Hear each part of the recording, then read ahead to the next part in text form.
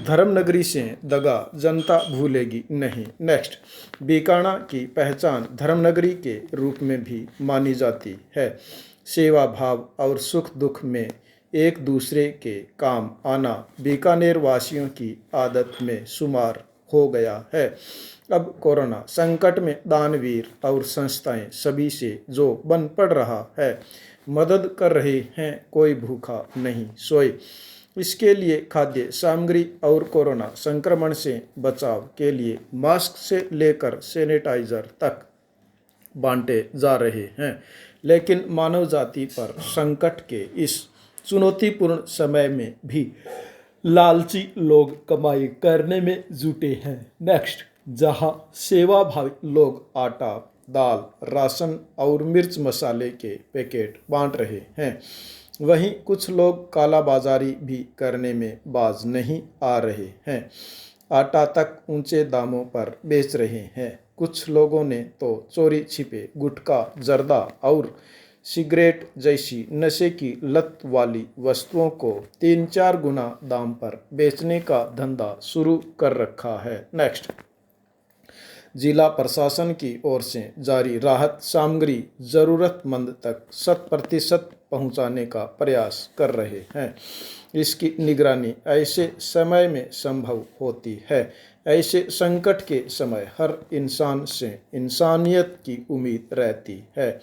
जो अपना दीन ईमान बेचकर मुनाफाखोरी में जुटे हैं, वे आत्ममंथन करें। धान मंडी को खोल दिया गया है। अन्नदाता ने खून पसीना एक कर फसल उपजाई, अभी सरकारी खरीद शुरू नहीं हुई है। लॉकडाउन के चलते गांव ढाणी के किसान अपनी उपज का कुछ हिस्सा ज़रूरतों को पूरा करने के लिए बेच रहे हैं। ऐसे में कुछ किसान की मजबूरी का फायदा उठाकर उससे सीधी उपज खरीद रहे हैं। ऐसे लालची लोग मंडी टैक्स, जीएसटी सहित अन्य टैक्स चोरी कर मुनाफा कमाने से बाज नहीं आ रहे हैं। संकट के समय मदद हमारी संस्कृति है। ऐसा कर बीकाणा की पहचान पर दाग नहीं लगाएं। पतंगबाजी पर जिला प्रशासन ने रोक लगा रखी है। इसके बावजूद लोग घरों में चोरी छिपे पतंग और डोर बेच रहे हैं। सबसे ज़्यादा खतरनाक चाइनीज मांझा बेचा जा रहा है, जो प्रशासन हालात में भी बेचना प्रतिबंधित है। जिला प्रशासन, चिकित्सा महकमा, सफाई कर्मी समेत अन्य कर्मवीर इस संकट के समय में अपना जीवन दांव पर लगाकर काम कर रहे हैं। जनता लॉकडाउन की पालना से घरों में बाहर नहीं निकल रही है। जो संस्था या सेवाभावी आगे आकर मदद करना चाहता है, उसे प्रशासन पास भी दे रहा है। जरूरी वस्तुओं को बेचने की छूट भी दी गई है, परंतु यह भी कड़वा सच है कि दूध और दूध उत्पादों के बूथों पर कई गुना दामों पर नशे का सामान ज़्यादा बेचा जा रहा है। अभी लॉकडाउन की पाबंदियों में आने वाले दिनों में कुछ छूट मिलनी भी शुरू हो जाएगी।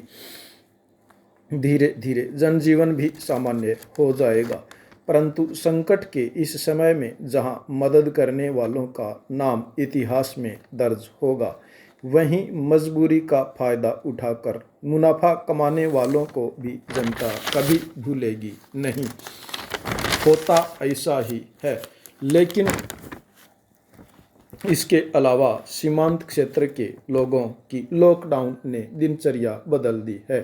गांवों में जहां पहले सन्नाटा था, वहां बाहर गए मजदूर लौटने से रौनक बढ़ी है, तो काम के बिना समय गुजारने की भी मुश्किल उनके सामने कुछ महसूस हो रही है। नेक्स्ट, देश में एक और लॉकडाउन के चलते कोरोना के मरीजों के 2 गुना होने का रफ्तार धीमी नजर आ रही है। नेक्स्ट, व्यक्तित्व के निर्माण का एक अत्यंत महत्वपूर्ण पहलू यह है कि आप स्वयं को तथा दूसरों को कितना महत्व देते हैं। यह बात मात्र कहने के लिए न होकर यदि आपके स्वभाव का अंग होती है, तो आपका समाज में भी स्थान तय करती है। आमतौर पर व्यक्ति अपनी प्रशंसा ही करता है, अच्छे कार्यों का श्रेय स्वयं लेना चाहता है तथा गलतियों का दोष दूसरों के सिर पर डालता रहता है। स्वयं के प्रति ईमानदार होना जीवन की प्रथम एवं सच्ची आवश्यकता है। इसी से व्यक्ति पारदर्शी बना रहता है, वह अपनी गलती तुरंत मान लेता है तथा उसके सुधार का मार्ग खुला रहता है। अतः सुधरने की संभावना भी सदैव बनी रहती है, किंतु झूठ बोलने का अर्थ है कि सुधार की संभावना व्यक्ति ने समाप्त कर दी है। यही बात स्व प्रशंसा की है। नेक्स्ट, इससे व्यक्ति का दंभ या अहंकार बढ़ता है। व्यक्ति अपनी असली छवि देख नहीं पाता, उसके व्यवहार में तेजी, तीखापन और हठ बढ़ते जाते हैं। लोग भी ऐसे व्यक्ति के सामने सच नहीं बोलते, उनके व्यवहार में सच्चाई नहीं रहती। यदि उच्च पद पर बैठा व्यक्ति ऐसा व्यवहार करता है तो परिणाम और भी घातक सिद्ध होते हैं। परिणाम कुछ और भी होते हैं। इस पतनोन्मुखी स्थिति से बचने का एक सरल उपाय यह है कि जब भी आप किसी से बात करें तो अपने बारे में बात करने की अपेक्षा सामने वाले व्यक्ति के बारे में बात करें। नेक्स्ट, इसके दो लाभ होंगे। जहां आप अहम भाव से मुक्त रह सकेंगे, वहीं सामने वाला व्यक्ति अपने बारे में आपको चिंतित देखकर प्रसन्न होगा। नेक्स्ट, आप उसके लिए शुभचिंतक की श्रेणी में आ जाएंगे, वह आपकी प्रशंसा करने लगेगा। प्रशंसा यदि दूसरे करें तो उसका महत्व भी बढ़ जाता है। अपने मुँह मियाँ मिट्टू बनने का अर्थ ही नकारात्मक है। आप देखेंगे कुछ समय में ही आपके अनेक मित्र बन गए हैं। नेक्स्ट, प्रत्येक व्यक्ति अपने जीवन क्रम में बहुत व्यस्त है या फिर दिखाई पड़ता है। वह पूरे दिन दौड़ता भागता परेशान रहता है और इसी तरह अपना जीवन पूरा करता है। किस सुख की तलाश में जीवन पर्यंत दुखी रहता है, इस प्रश्न पर सोचने का उसके पास समय भी नहीं है। फिर उसको कैसे ज्ञात होगा कि सुख मिला या नहीं। विभ्रम की इस स्थिति का निराकरण आवश्यक है। जो कुछ मिल रहा है उसका आकलन होना भी आवश्यक है, तभी हम इच्छित लक्ष्य की ओर बढ़ सकेंगे। इसका केवल एक ही मार्ग है, चिंतन मनन। नेक्स्ट, विभिन्न दर्शनों में इसके विभिन्न नाम और रूप हैं। आम व्यक्ति के लिए इसे स्वयं से बातचीत के रूप में रखा जा सकता है। स्वयं से बातचीत करना एक बड़ा उपक्रम है। यह बहुत आसान भी है। चिंतन मनन अपने जीवन के यथार्थ को जानने का सरलतम मार्ग है। नेक्स्ट, व्यक्तित्व विकास और जीवन के आनंद का बड़ा सूत्र है। इसके बिना दोनों ही दुर्लभ हैं। नेक्स्ट, हम जानते हैं हमारा सारा दिन दूसरों की चर्चा करने में, विश्व तथा व्यापार के गुण अवगुण देखने में गुजरता है। नेक्स्ट, किंतु कभी अपने भीतर देखने का क्रम नहीं बनता। कौन क्या कर रहा है, इस बात की हमें अधिक चिंता रहती है। हमें क्या करना है इसका भान नहीं रहता। नेक्स्ट, अपने से बात करने का पहला उद्देश्य है अपने दायित्व का बोध करना। इसके लिए एक छोटा सा संकल्प करना आवश्यक है। दिन भर के कार्यों से मुक्त होकर जब हम बिस्तर पर लेटते हैं, तब आंख मूंदने से पहले दिन भर के घटनाक्रम पर दृष्टिपात करें। पूरे दिन में क्या किया, क्या करने से रह गया, कैसे किया आदि का आकलन कर लें। यह भी सोचें जो किया क्या वह सही था, जो रह गया क्या उसके लिए आप जिम्मेदार हैं। कार्यों में क्या क्या करना होता है, क्या आप इसी तरह का व्यक्तित्व बनाए रखना चाहते हैं। कौन कौन सी बातें आपके व्यवहार में ऐसी थीं जिन्हें आप अब बदलना चाहते हैं। इस प्रकार के अनेक प्रश्न आप स्वयं से करें और इनके उत्तर स्वयं के भीतर ही खोजें। आप दुनिया से झूठ बोल सकते हैं, स्वयं से नहीं बोल पाएंगे। स्वयं से आप कभी भाग नहीं सकते। अतः सत्य को सामने देखकर चौंकाने की आवश्यकता नहीं है।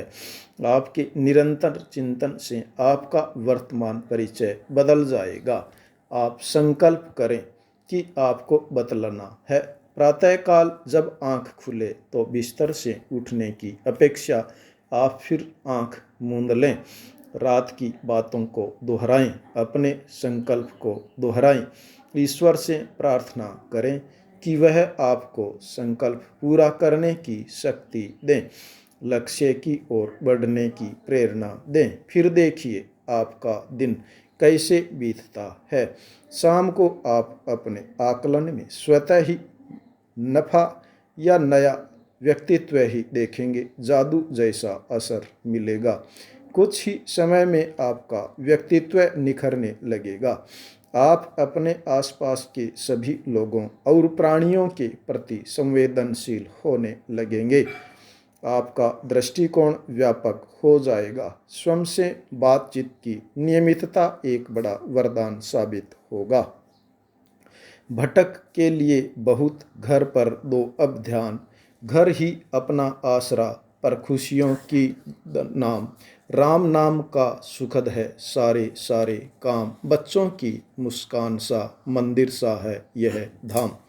दुनिया का सबसे बड़ा पॉपकॉर्न बॉक्स क्रोएशिया में बनाया गया है। यह इतना बड़ा है कि इसे भरने में 1 घंटा 57 मिनट का समय लगता है। दाल बाटी का नाम सुनते ही विवेक ने रजनी को देख लिया।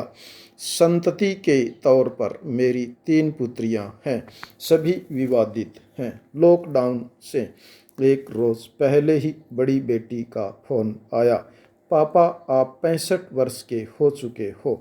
मैंने कहा नहीं, मैं 85 वर्ष का हो चुका हूँ। सावधानी बरतना और घर के बाहर मत जाना। मैंने तो 22 तारीख को मोदी जी के लॉकडाउन की घोषणा होने के पश्चात घर से बाहर निकलना ही छोड़ दिया। आंसू पल भर के लिए भी शांत नहीं बैठता था। शरारती स्वभाव के चलते बच्चे उससे दूर ही रहना पसंद करते थे। क्लास में भी वह अपने टीचर्स से उल्टे सीधे सवाल जवाब करता रहता था। हिंदी के टीचर हिंदी लोकोक्ति आया ऊंट पहाड़ तले का मतलब समझा रहे थे। घमंडी का सिर नीचा होता है। लेकिन कन्हैया साहू अमित उन युवा रचनाकारों का प्रतिनिधित्व करते हैं जो छंद मुक्त कविताओं के दौर में छंद को पुनर्स्थापित करने में लगे हुए हैं। नेक्स्ट, उत्तर प्रदेश के बांदा शहर कोतवाली की पुलिस ने शुक्रवार को कथित रूप से लॉकडाउन का उल्लंघन करने के आरोप में कई लोगों को गिरफ्तार किया है, जबकि एक सिपाही ने खुद को घेरकर हमला करने की कोशिश करने का आरोप लगाया है। नगर कोतवाली के प्रभारी निरीक्षक दिनेश सिंह सोढ़ी ने बताया कि शुक्रवार सुबह रहुनिया खुटला मोहल्ले में लॉकडाउन का उल्लंघन करने वाले 6 लोगों के खिलाफ भारतीय दंड संहिता की धारा 188 और 269 के तहत मुकदमा दर्ज कर जिला उला राहत उला को गिरफ्तार कर लिया है। कोरोना संक्रमण की आशंका को लेकर दमदम सेंट्रल जेल के बाद रिहाई की मांग करते हुए शनिवार की जलपाईगुड़ी सेंट्रल जेल के कैदियों ने सुरक्षाकर्मियों पर हमला किया था।